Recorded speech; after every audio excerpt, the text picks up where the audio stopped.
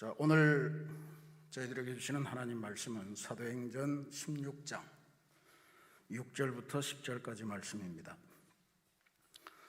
사도행전 16장 6절부터 10절까지 말씀입니다. 교독하겠습니다. 제가 먼저 봉독합니다.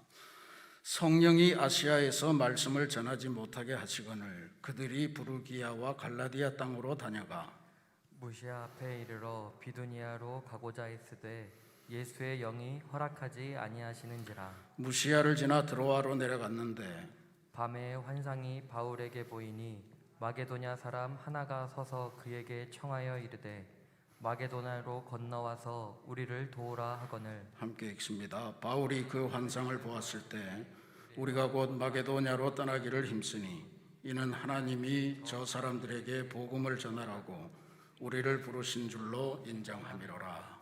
아멘. 하나님의 말씀입니다. 하나님의 은혜에 감사합니다. 자, 성령의 풍성하신 역사가 여러분과 함께하기를 기도드리겠습니다. 4월의 마지막 날이 됐습니다.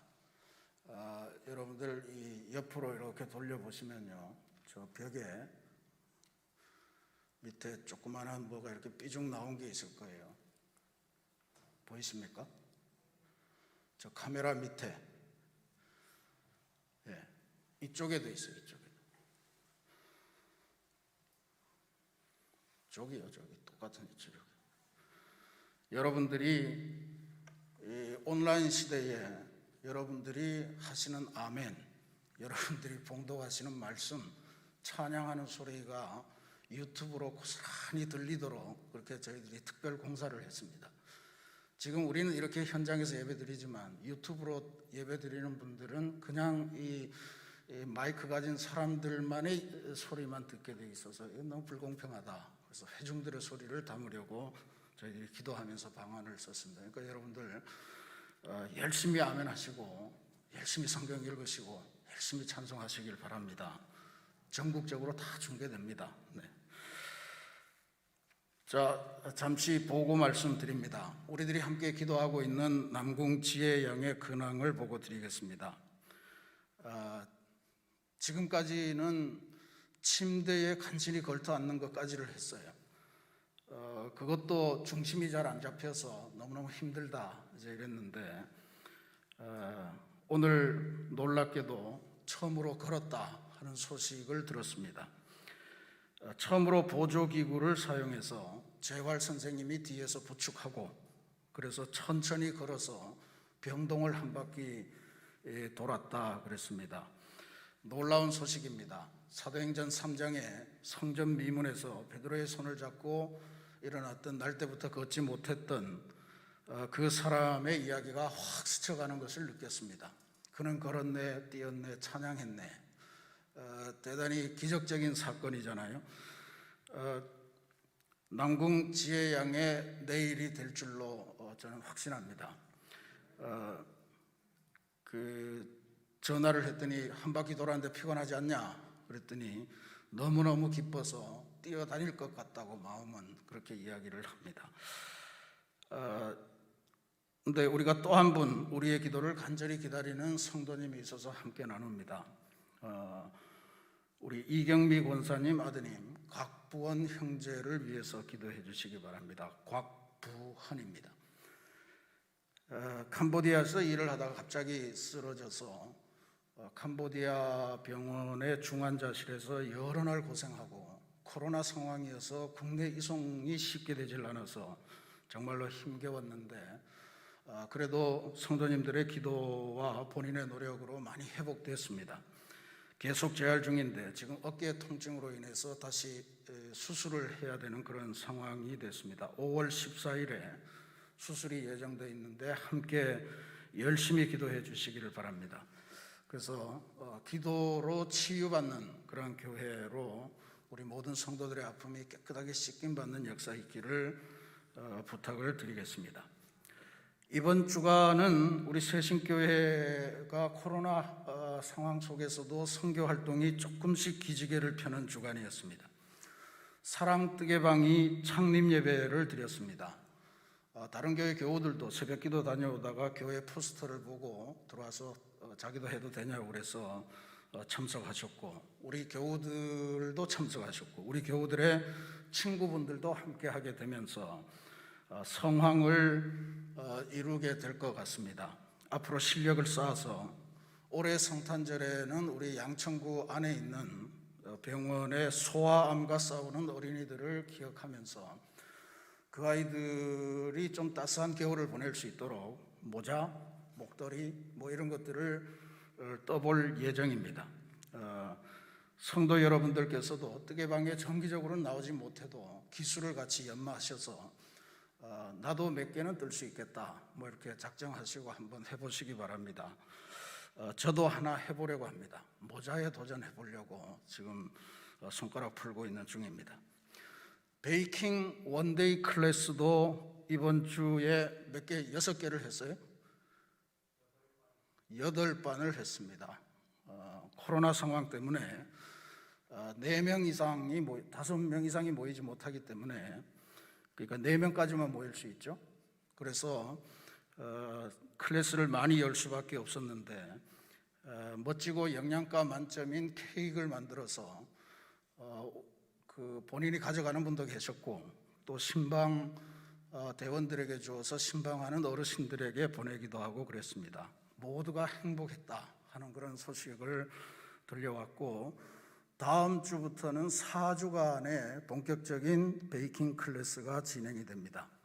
아직도 몇 군데 몇 명이 남아있는 것 같아요. 이 자리가. 여러분들 함께 기도하시고 참여하시기를 부탁드리겠습니다.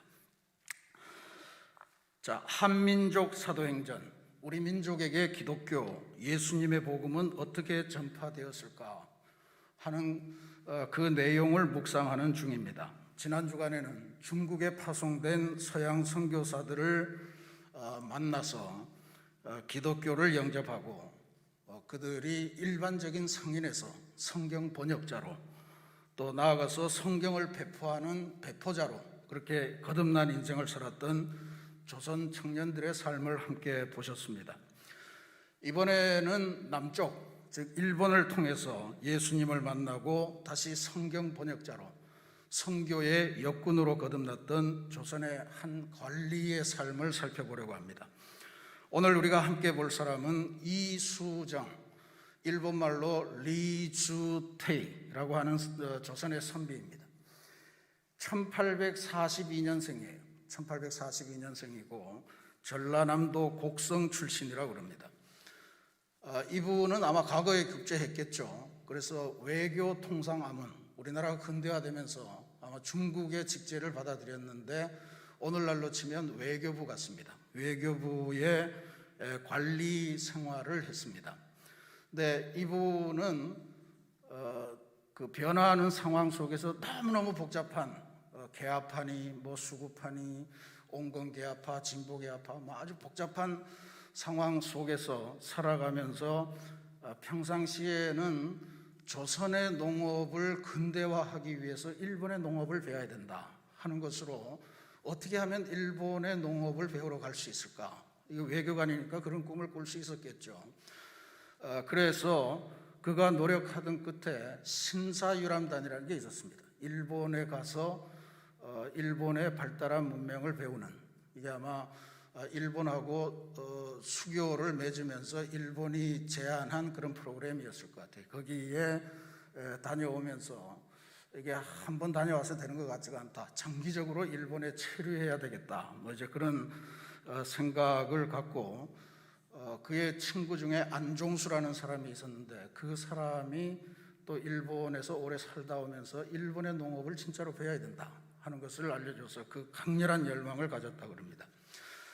근데 그의 일생 일대에 아주 중요한 사건 하나가 생기는데 1882년에 이모군란이라는 사변이 생깁니다. 이모년에 일어난 군인들의 반란, 이런 뜻이죠. 1882년이 이모년이었을 테고요. 그러니까 1876년에 강화도 조약을 맺고 일본에게 이제 개항을 하고, 그러면서 일본이 우리나라에 요청한 게 뭐냐 하면 신식 군대를 만들자. 그래서 일본 군관, 일본군 교관을 보내서 새롭게 이제 새로운 군대를 만드는 거예요. 그러니까 총검술도 새로 배우고 제식훈련도 하고 뭐 그런 게 옛날에 어디 있었겠어요.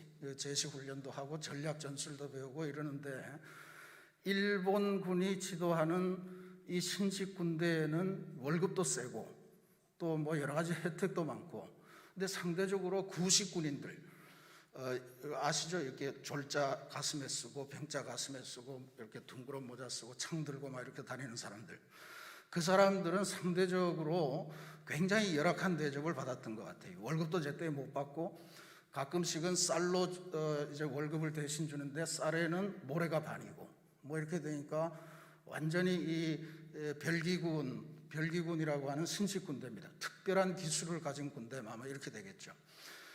그러니까 그 별기군에 대해서 구식 군인들이 너무너무 화가 나 있는데 고종 황제가 어느 날 큰 사고를 하나 쳐요. 고종이 이제 그 세자의 빈을 맞아요. 그러니까 아들이 결혼하는 거죠. 아들이 결혼하는데 예단을 마련하는데 일본에서 최고급 예단으로 어마어마한 돈을 들여서 주문을 했다. 그 소문이 퍼져나가면서 이 구식 군인들이 자기네들은 월급도 안 주고 그나마 쌀로 주면서 모래가 반 섞인 쌀을 주면서 어떻게 그렇게 아들 결혼을 호화식으로 할 수 있느냐, 그러면서 반란을 일으키기 시작했습니다. 한 6천 명 정도 군인이 직접 무기고를 습격하고 궁궐을 습격을 한 거예요. 어마어마한 사건이죠. 봉건사회에서 도저히 상상도 할 수 없는 역모가 일어난 겁니다. 그래서 그 이모군란을 일으켰던 그 구식 군대의 사람들이 공격을 했던 것은 왕을 직접 공격하지 못하고 왕의 왕비 민씨였죠. 명성황후라고 하는 그 민씨 집안들이 그 왕후 하나를 집어넣어놓고 어마어마한 세도를 부리면서 온 장안을 휘젓고 다니고 있으니까 민씨 일가들을 그 공격하는 중에 명성황후를 직접 공격하는 그러한 사건이 생겨서, 근데 그 명성황후를 피신을 시켰다는 거죠. 근데 그 피신을 시킨 것에 뭐 역사적으로 여러 가지 논란은 많습니다만 그 피신하는 작업에 이수정이라고 하는 사람이 등장합니다. 그러니까 이수정이라 혼자서 한 것은 물론 아니겠죠. 무슨 외교부에 뭔 팀이 있어서 했을 텐데 멍석에다가 이 명성황후를 둘둘 말고 이거 짐이다 이러고 이제 지게에 싣고 궁궐을 빠져나가서 충주에 있는 뭐 외가댁인가 어디까지 피신을 시켰다는 거예요. 어떤 이야기에 보면 궁녀의 복장을 하고 궁궐을 몰래 빠져나가서 축주까지 갔다. 근데 그 일을 도왔던 사람이 바로 이수정이다. 그래서 그 일을 계기로 해서 민영익이라고 하는 당대 최고의 권세가하고 아주 친하게 됩니다. 그래서 고종이 나중에 그 이야기를 듣고 내가 벼슬을 좀 올려야 되겠다 그랬더니 이수정 이 양반이 한 말이, 벼슬을 저한테 줄 생각 마시고 저를 일본의 외교관으로 보내주십시오. 제가 일본에 가서 농업을 배워서 우리 조선의 농업을 발전시키고 싶습니다. 멋있는 사람이에요, 그죠? 그래서 그 이모군란이 정리되자마자 1882년 가을 겨울쯤에 이제 일본의 유학생으로 가게 됩니다. 일본의 유학생으로 갈 때 안종수라고 하는 친구가 일본에 가면 꼭 이 사람을 만나라. 츠다센이라고 하는 농학 박사를 소개받습니다. 이 츠다센이라고 하는 사람 뭐 저렇게 일본말로 씁니다만 뭐 중요하지는 않습니다만 이 사람은 일본의 청산학원이라고 있어요. 아오모리 아오야마 가쿠인이라고. 근데 그게 감리교회가 일본에 세운 대학교거든요. 이제 그 감리교 대학에서 공부를 하고 동경에 와서 농학을 퍼뜨리고 있던 그런 사람이에요. 그 츠다센이라고 하는 사람이 그 감리교 대학을 다니면서 감리교인이 된 거예요. 그래서 이 이수정 선생이 일본에 가서 츠다센 박사를 만나서 이제 초대를 받고 그 집에 갔는데 그 집에 가서 뭐 인사하고, 근데 그 집 거실 벽에 걸려 있는 족자 하나에 눈이 뺏겼습니다. 거기 뭐라고 써 있었냐 하면 허심자 유복 천국 시 탐언적 뭐 이렇게 돼 있었다 이런 거죠. 마음이 빈 사람은 복이 있나니 천국이 그들의 것이요, 뭐 이렇게 돼 있었다, 이런 이야기죠. 그러니까 저게 도대체 무슨 소리입니까? 내가 유교 경전은 그래도 거의 외다시피 다 외웠는데 저 글자는 본 적이 없습니다. 그래서 치다센이 저거는 유교 경전이 아니고 성경이라고 하는 곳에 나오는 말씀입니다. 그 성경이 뭡니까? 뭐 이렇게 해서 이제 생전 처음으로 예수에 대한 이야기를 듣고 뭐 농업 이야기를 하러 갔다 그냥 예수 이야기 확딱 빠져 그 이야기만 하다가 나중에 헤어질 때 치다센 박사가 이 이수정 선생에게 중국어 한문으로 된, 일본어는 아직 모르니까 한문 성경을 한 권을 주었다고 그래요. 그래서 이 이수정 선생이 돌아와서 그때부터 그 성경을 보면서 이게 정말 너무 신기한 말씀이다. 그래서 계속 그걸 탐독하면서 그렇게 보냈다라고 하는 이야기입니다. 이게 그의 나이 40세에 일어난 일이에요. 40세. 모세가 40세 때에 광야로 나가서 새로운 삶을 맞았던 거하고 비슷해요. 어쩜 그렇게 비슷한지 모르겠어요. 네, 어쨌든 이 평생 유교 경전만 보다가 이제 마음이 빈 사람이 복이 있다. 이 유교는 마음을 꽉 채워야 되잖아요. 꽉 채워야 그게 성인이고 군자고 뭐 이렇게 되는 건데 전혀 보지 못했던 그 진리 듣고 보니까 더 기가 막히고 더 이상하고 더 알고 싶은 그런 이야기를 보면서 이수정 교수가 치다센 교수와 성경 이야기로 계속 만남을 갖고, 농사는 뭐 뒷전에 가 있고 계속해서 예수 이야기만 하다가 치다센 박사가 일본인 목사 한 분을 소개해 줍니다. 야스가와라고 하는 목사를 소개를 받고, 결국에는 그 이야기를 한 지 6개월이 되기 전에 1883년 어제네요. 4월 29일에 세례를 받습니다. 일본 땅에서 거행된 최초의 한국인 세례입니다. 위대한 역사죠. 그 세례에 미국인 선교사가 와서 집례를 하고, 야스가와 일본인 목사가 세례 문답을 하고, 그리고 이 세례받는 이수정은 조선식 의복을 아까 나왔던 이런 벼슬 아치들이 쓰는 모자 있죠. 그걸 쓰고 갓을 쓰고 의관을 정제하고 세례를 받았다. 이제 이런 기록이 나오고, 저게 세례 기념 사진입니다. 아마 서양 사람이 좌지 낙스라고 하는 미국 선교사고요. 세례식을 주관한 사람이고, 그 옆에 약간 서양 빛나는 일본 목사가 있는데 저분이 바로 야스가와 목사님입니다. 앞에 사람들은 잘 모르겠고요. 그러니까 저런 대단히 자기 인생을 일본에 와서 내가 농학을 공부해서 돌아가야 되겠다 하고 진지하게 들어가다 보니까 농학이 아니고 이 성경을 전해줘야 이 민족이 다시 살겠구나라고 하는 그런 깨달음을 갖게 된 거예요. 그래서 농학 공부는 저 뒷전에 밀어두고 세례받고 나서도 계속해서 자기 조선인 친구들, 조선 사람들, 거기 와 있는 사람들을 데리고 자기가 이제 가르치기 시작한 거예요. 전도를 하고 세례를 받도록 그렇게 야스가와 목사에게 안내하고, 한 순식간에 7, 8명의 조선 사람들이 세례를 받고 그룹이 된 거예요. 그래서 최초의 한국인, 조선인 교회가 일본 땅에 마련이 되고, 거기에서 곧바로 주일학교도 시작을 했다고 그래요. 아마 가족들이 있었으니까 그랬겠죠. 그러고 나서 2주가 됐을 때 이 일본 기독교인 대침묵회라고 하는 행사에 참석합니다. 그러니까 이건 뭐 따지면 일본의 기독교인들이 그렇게 많지 않아요. 지금도 가보면 그렇게 많지 않아요.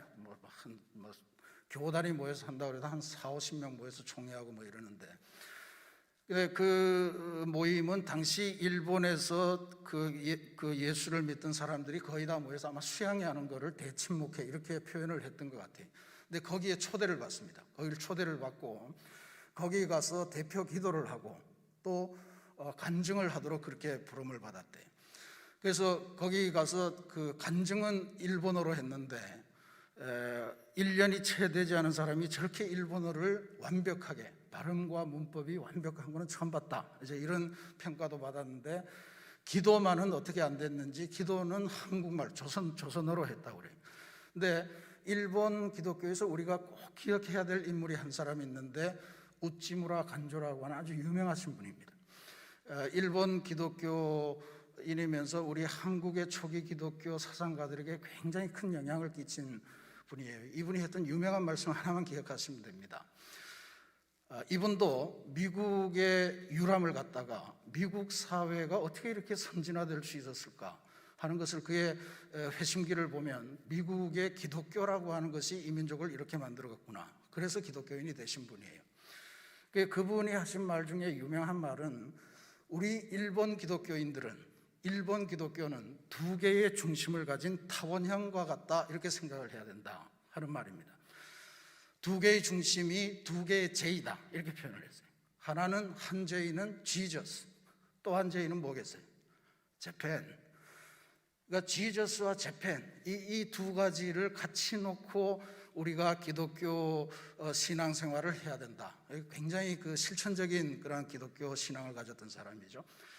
이 우찌무라 간조의 이 이야기는 나중에 온 동양 사회에 유명해져요. 나중에 중국 사람들도 기독교를 받아들이면서 중국의 유명한 기독교인은 우리 중국 기독교는 두 개의 C라는 중심을 가진 그러한 타원형이 돼야 된다. 하나의 C는 크라이스트, 그리스도고 또 하나의 C는 뭐예요? 차이나. 그래서 이게 유행이 됐어요. 우리 한국도 어쩌면 그렇게 해볼 수 있을까 해서 한국 기독교도 두 개의 중심을 K라는 중심을 가진 타원형이 돼야 된다. 하나는 코리아, 하나 K는 뭐라고 할까? 애매해요. 프랑스식으로 우리도 꼬레아라고 그래서 C로 하고 크라이스트라고 하고 할까? 그러다가 생각해 본 게 캐리그마, 복음과 한국 이것을 두 축을 갖고서 선교를 진행하는 그런 교회가 돼야 된다. 뭐 이건 제 생각입니다. 근데 어쨌든 이 우찌무라 간조라고 하는 사람도 거기 참석을 해서 이 이수정 선생이 하는 그 조선말 기도를 듣고 이런 고백을 해요. 그의 기도는 대단히 열정적이었다. 우리는 그가 하는 기도 중에 아멘이라는 말밖에 알아들을 수 없었지만 그의 기도는 성령이 충만해서 하는 기도 같았다. 우리들은 그가 무엇을 기도하는지 다 알 수 있었다. 성령의 도우심이 있었으니까 이렇게 고백을 했습니다. 그러고 나서 일본에 와 있는 조선 유학생들을 조직하고 그렇게 해서 교회를 만들고 주일학교를 만들고 이러면서 열심히 진짜로 선교사처럼 그렇게 살아갔는데 세례받고 교회를 만들고 이런 중에 어느 날 그가 꿈을 꿉니다. 진짜로 자다가 꿈을 꿔요. 자다가 꿈을 꾸는데 그 꿈 이야기는 유명한 꿈입니다. 꿈에 두 사람이 나타나서 그 큰 보자기를 들고 있는데 한 사람은 굉장히 키가 컸고 한 사람은 키가 조그만하더라. 근데 그 자기 앞에 오더니 큰 그 보따리를 덜컹하고 내놓으면서 받아라. 근데 이게 뭡니까? 너네 조선 민족에게 가장 필요한 책이다. 무슨 책입니까? 성경이다. 그래서 번뜩 잠에서 깼대. 번뜩 잠에서 깨고 그가 지금 내가 여기서 예수를 믿고 하는 것도 대단히 중요하지만 지금 우리 민족에게 성경을 줘야 되겠구나. 성경을 갖다 주라는 하나님의 말씀이구나 이렇게 받아들고 그때부터 성경을 어떻게 하면 조선 사람들에게 줄까 하는 것을 몇 단계에 걸쳐서 그가 성경 번역과 관련한 일을 시작합니다. 첫 번째는 자기 친구들, 한문을 다 알고 있는 자기 친구 선비들이죠. 그 사람들을 위해서 이 사람들은 한문을 다 아니까 근데 한문이 알아도 이게 어디서 끊고 뭐 이런 것들만 해주면 되거든요. 그래서 토를 달아준다. 그래서 가령 아까 뭐라고 그랬습니까? 허심자 유복 뭐 이러면 허심자는 유복하나니 뭐 이렇게 해서 토를 달아준다. 그걸 일본말로 현토라고 합니다. 토를 걸어준다 이런 뜻이죠. 그러니까 현토 한문 성경을 조선말로 토를 달아준 신약 전서 뭐 이렇게 해서 현토 한한 복음 전서 뭐 이런 책을 자기가 직접 이제 토를 하나씩 해서 그 아마 저 사진에 나올 겁니다. 그런 성경을 처음에 만들어요. 근데 그걸 만들어서 친구들한테 저게 이제 저건 나중에 이제 완간한 건데 현토한 거는 그러니까 한문이 쭉 있고 옛날 혹시 국한문 혼용 성경 이런 거 보신 적 있으세요? 한문이 잔뜩 있고 거기 가다 한국말 조금씩 토 나오고 조사 나오고 이렇게 나오는 그거에 원형이 된 거죠. 근데 그러고 해보고 나니까 글을 알고 중국어 한문을 아는 내 친구들은 다 하나님의 말씀을 이 정도만 해도 되겠지만 우리 시장에서 살아가는 서민들은 어찌할꼬, 우리 대다수의 조선인들은 하나님의 말씀을 어떻게 전할까? 우리 조선민족에게 가장 필요한 책이라고 그렇게 꿈에서 보여주셨는데, 그러면서 본격적으로 순 한글로 된 성경을 번역하기 시작합니다. 그 순 한글로 된 성경을 번역해야 되겠다 하고 마음을 먹고 처음으로 꺼내든 성경이 바로 마태복음이었습니다. 아니, 마가복음이었습니다. 왜 마가복음이었을까? 지금까지 교회사들을 쭉 보면 아마 마가복음이 가장 짧고 그래서 마가복음부터 시작했을 거다. 그렇지 않을 겁니다. 조선의 선비가 누굽니까? 순서를 지키는 거죠. 마태, 마가, 누가, 요한 이렇게 됐을 텐데 왜 마가복음이었을까? 저는 확실하게 짐작할 수 있을 것 같아요. 이분이 감리교인이잖아요. 감리교인이면서 성서 신학에 대한 감리교적인 해석을 들었을 거예요. 그러니까 감리교 신학자들이 말하는 성서 비평학, 그거에 따르면 복음서에서 가장 먼저 쓰여진 성경은 바로 마가복음이다. 그래서 마가복음을 먼저 번역해야 그 다음에 마태복음, 누가복음을 번역할 때 이게 맥락이 이해되고 그 다음에 요한복음으로 가야 된다. 이렇게 순서를 잡았던 것이라 저는 그렇게 확신합니다. 제가 이걸 가지고 학계에 내놓을 그럴 일도 없어서 그냥 여기서만 이렇게 하려고 맙니다만 분명히 그런 이유가 있었으리라 저는 그렇게 확신을 해요. 그래서 아까 나온 있죠? 신약 이렇게 써요. 신약 마가전 복음서 언해라고 하는 것은 중국 문서를 우리말로 옮길 때 당시에 표현되던 방식이 언해예요. 훈민정음 언해 이렇게 이야기하잖아요. 번역서다 이런 뜻입니다.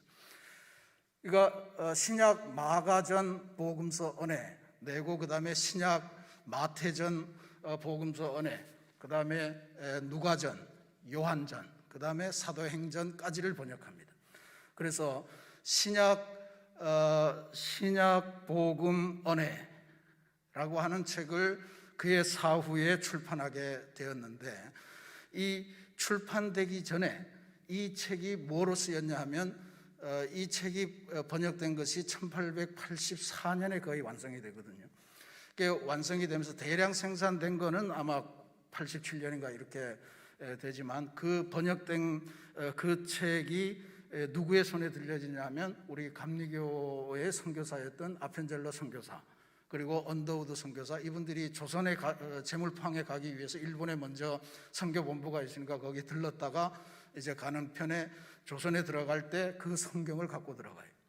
그러니까 전 세계 역사에서 몇 안 되는 케이스입니다. 선교사가 선교 현지로 가는데 그 나라 말로 된 성경을 들고 들어가요. 요즘이야 교회 역사가 워낙 많으니까 그럴 텐데 당시에는 기독교라고 하는 것을 본 적이 없는 그야말로 요즘 복음주의 선교사가들이 이야기하는 미전도, 순수 미전도 종족이죠. 예수라고 하는 사람을 들어본 적이 없는 그러한 민족에게 가는데 성경을 이미 번역해서 들고 가고 있었다. 이 위대한 역사, 이게 바로 이수정이라고 하는 자기 사명에 투철했고 신앙적인 회심이 확실했던 한 사람에 의해서 이루어진 일이다라고 하는 것을 기억하실 필요가 있습니다.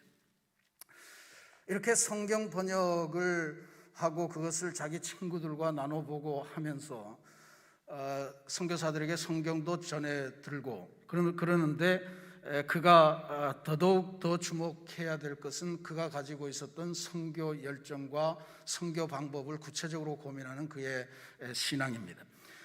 성경 번역 문제로 미 감리의 선교사들하고 여러 차례 접촉을 하게 됩니다. 근데 당시에 미 감리교회의 동아시아 선교본부가 일본에 있었고 미국 성경공회 동아시아 본부가 요코하마에 있었습니다. 거기서 인쇄도 하고 그랬던 거예요. 그 정동제일교회 가보면 정동제일교회 초창기에 지었던 그 예배당 설계도가 어디에 있었는가 봤더니 나중에 보니까 요코하마에 있었더라. 그래서 그걸 들고 와서 다시 발견하고 이랬습니다. 이게 대단히 중요한 이야기죠. 근데 그 이수정 선생이 미국 선교사들하고 계속해서 접촉을 하다가 갑자기 의문이 생겼다고 그래요. 왜 미국 선교사들은 일본 땅에만 있나? 조선에는 하나도 없나?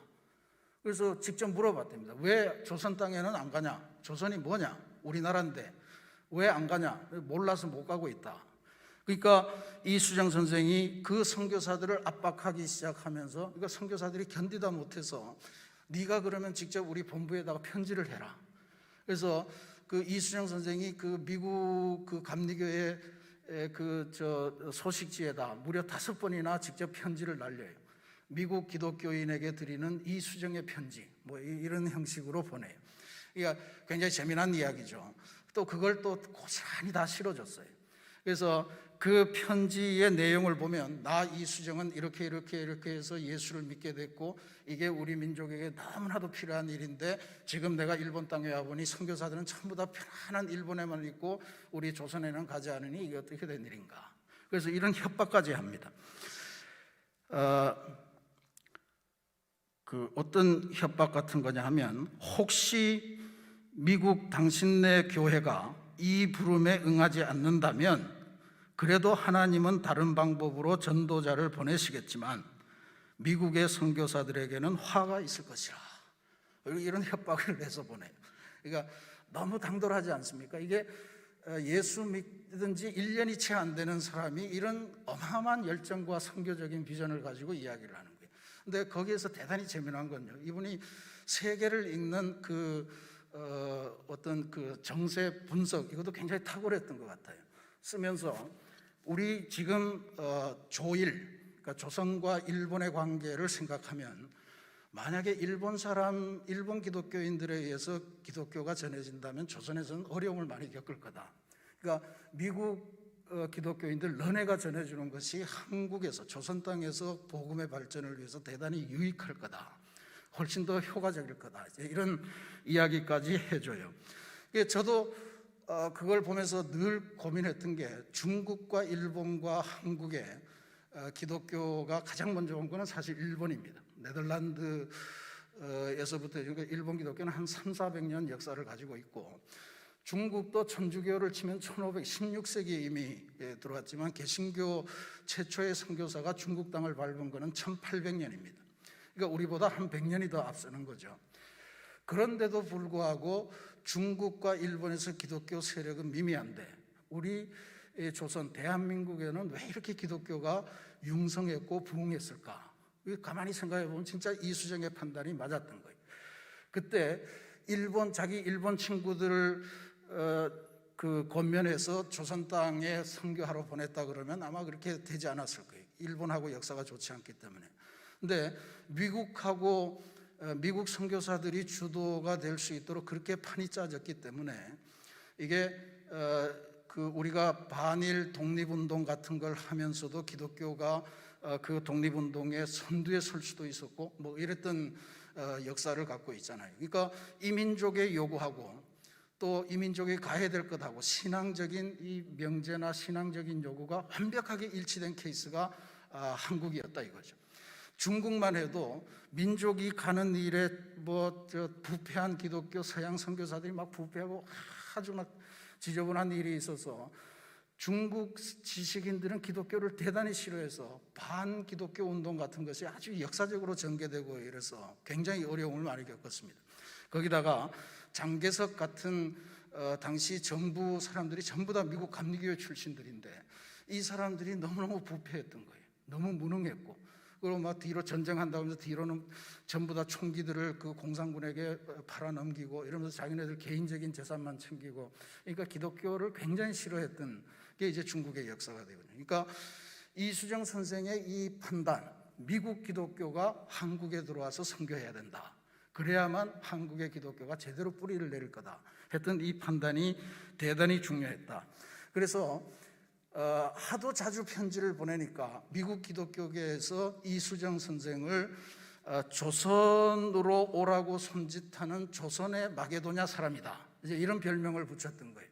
바로 오늘 우리가 성경 봉독을 했던 것처럼 계속해서 아시아로 복음을 전하러 가려고 하는 그 바울을 향해서 길이 자꾸 막히는 속에서 꿈에 나타나서 환상 속에서 와서 우리를 도우라 라고 손짓하는 마게도냐, 즉 유럽 사람의 그 환상이 있었던 것처럼 이수정은 지금 미국 기독교를 향해서 조선으로 오라고 그렇게 오게 만드는 그 환상 속의 마게도냐 사람, 그 사람이 바로 이수정이다, 이런 별명을 붙였던 거예요.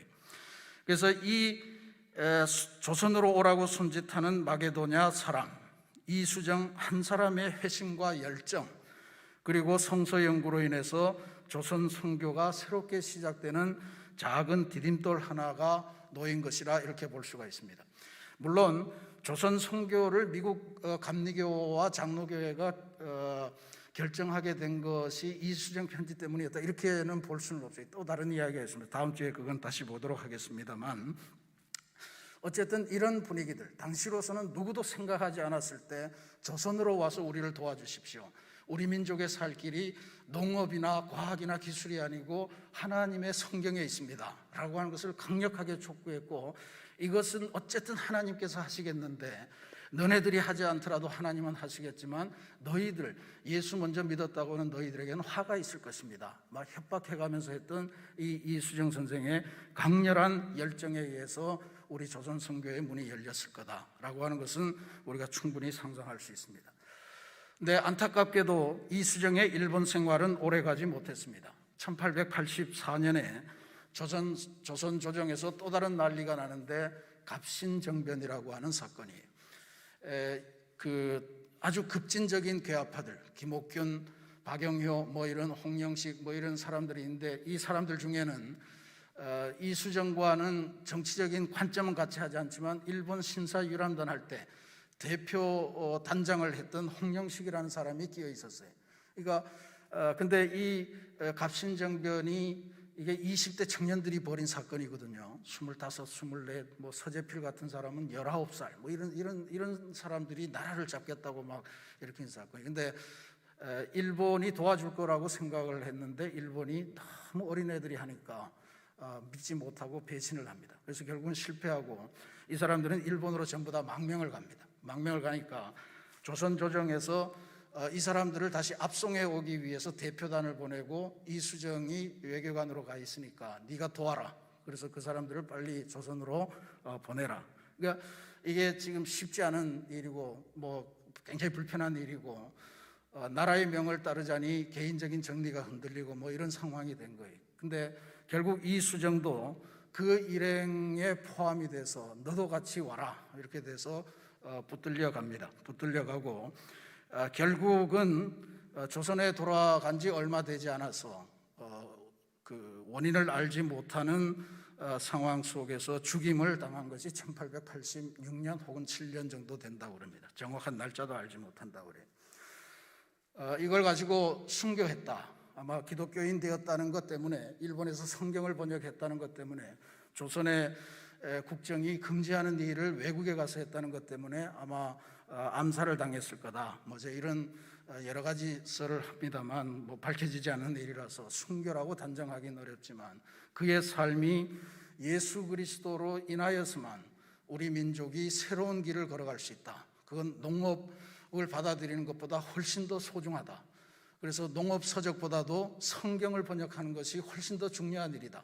나의 일생을 거기다 털어넣겠다 했던 이수정 선생의 이 귀한 결단, 이 귀한 열정, 이것을 우리가 잊어서는 안 되리라고 봅니다. 사랑하는 우리 새신교회 성도 여러분, 이수정이 살아간 시대는 정말로 복잡한 정국이었습니다. 영국, 중국, 일본, 미국, 러시아, 이런 온갖 세계 열강이 조선을 자기 영향하에 두기 위해서 각축을 벌이던 그런 시대였고, 호시탐탐 조선 조정을 노리던 그런 때였습니다. 그런 틈바구니 속에서 우리 민족의 지도자들은 각각 어느 나라에 붙는 것이 이 민족을 위해서 좋을까, 혹은 어느 나라에 붙는 것이 내 개인의 미래를 위해서 좋을까, 이런 것만을 생각하면서 자신이 선택한 열강을 쫓아서 파당을 짓고 그렇게 살아가던 시기였습니다. 그러니 각종 대형 사건들, 이모군란, 갑신정변, 뭐 이런 것들이 끊임없이 일어나던 그 와중이었습니다. 그런 시기에 이수정은 외교관으로서 조선의 농업을 근대화해야 되겠다, 그래서 이 나라를 새로운 나라로 만들어야 되겠다는 정말 신실한 국민으로서의 열정을 가졌던 그러한 기술 관료였다라고 하는 것을 기억하셔야 되고요. 그 정말 순수한 사람들이 전부 다 정치 당쟁 이런 것에 휘말려서 살아갈 때 나는 이 민족을 살려야 되겠다. 그 길은 농업이다. 농업국국의 열망을 안고 살아가던 그 사람, 그 길을 열심히 걷던 중에 그에게 예수님이 다가오신 것이다. 이렇게 보입니다. 그러니까 오늘 우리가 우리에게 주어진 삶, 이걸 소홀히 여겨서는 안 됩니다. 그게 소중한 가치라면, 진짜로 목숨을 다해서 그 길을 가노라면 주님께서 더 좋은 길로 인도해 주신다는 것을 우리가 깨닫게 돼요. 그가 일본의 문을 두드리는 때 그의 나이가 40이었습니다. 요즘 40이야 청년이라고 해도 청년이라고 해도 될라나 그렇겠죠. 근데 당시로서는 결코 작지 않은 나이였다. 불혹이라고 그랬잖아요. 아무런 유혹될 만한 일도 없는, 모든 감정이 다 사그라든 상황이다. 이렇게 보기도 했던 그런 시절입니다. 근데 그가 그 마흔에 접어든 그 시기에 외국 유학을 꿈꿨고, 그리고 민족을 새롭게 하기 위한 열정을 보였다는 것, 주님께서는 바로 이수정의 그 열정 한복판으로 찾아오셨고 그를 사용하셨다라고 하는 것을 저는 분명히 확신합니다. 그때 마흔이면 지금 몇 살쯤 될까요? 그때 마흔이면 지금 몇 살쯤 될까요? 한 70 정도 될까요? 김지훈 장로님 한 70 정도 될까요? 아무런 유혹도 느껴지지 않는 그런 정도가 됐을 거라. 70 아니라 80 다 해도 다 마찬가지일 거라고 봅니다. 근데 성도 여러분, 그렇게 본다면 이 자리에 계신 어느 누구라도 너무 늦은 나이는 없다라고 하는 것이 하나님의 시각임을 분명히 기억하셔야 됩니다. 너무 늦은 나이, 하나님의 일을 하기에 너무 늦은 나이는 절대로 없다. 우리들은 새로운 꿈을 꿔야 된다. 연세가 많으시다면 경험도 많은 것 아니겠습니까? 그건 큰 장점입니다. 이게 나이 40에 유학을 갔다. 아까 말씀드렸지만 갑신정변, 이 나라를 차지하겠다고 떨쳐 일어난 청년들이 24, 25 그런 청년들이었고요. 김옥균 같은 사람은 그 중에서 30이 간 넘어서 노인 취급을 받던 사람이었어요. 근데 거기에는 서재필 같은 사람 19의 나이로 내가 이 나라를 새롭게 해야 되겠다고 일어나던 시대에 나이 40입니다. 이미 할 거를 다 해봤고 더 이상 할 일이 없다고 생각한 이수정이 꿈을 꿨던 겁니다. 꿈을 꿨고 그 꿈의 메시지를 들고 다시 하나님에게로 돌아왔던 위대한 역사입니다. 여전히 뭔가를 꿈꾸셔야 하는 시기요, 꿈꾸셔야 하는 존재가 그리스도인임을 분명히 다시 한번 기억하시기를 바랍니다.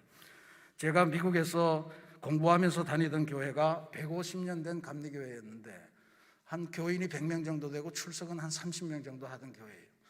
늘 이제 큰 개도 오고 아주 자유로운 교회였습니다. 근데 거기에 조그만한 예배당인데 그 교회에 아주 맞는 파이프 올겐이 아주 예쁘게 장착이 되어 있는 그런 교회였어요. 그 파이프 올겐 주자가 이름이 스털링이라고 하는 분이셨는데 그분이 그 교회에서 제가 다닐 때 그 교회 파이프 올겐 연주가 52년째래요. 52년째래. 그분이 그때 나이가 82인가 3인가 그렇게 됐어요. 30대 대학에서 음악을 전공하고 나와서 그때부터 그 작은 교회에서 아무리 많이 들어봤자 30명 되는 그 성도들이 듣는데 그 교회에서 변함없이 50여 년을 그렇게 섬겼던 그분, 내게는 이게 인생입니다. 그런 이야기도 하시고 그러셨습니다. 50년간 한 교회에서 올겐을 담당한다.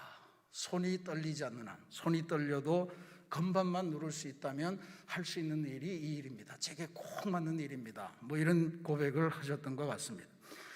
교회마다 이런 분들은 다 계실 거예요. 어떤 교회에서는 80 넘으신 권사님께서 매주 토요일마다 오셔서 주보를 직접 접는 일을 하신대요.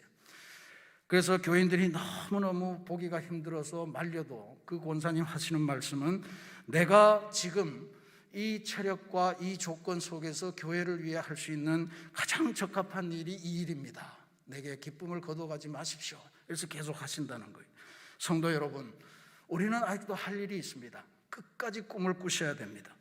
우리에게는 아직도 가야 될 길, 하나님께서 부르시는 그 길이 남아있다는 것을 기억하셔야 됩니다.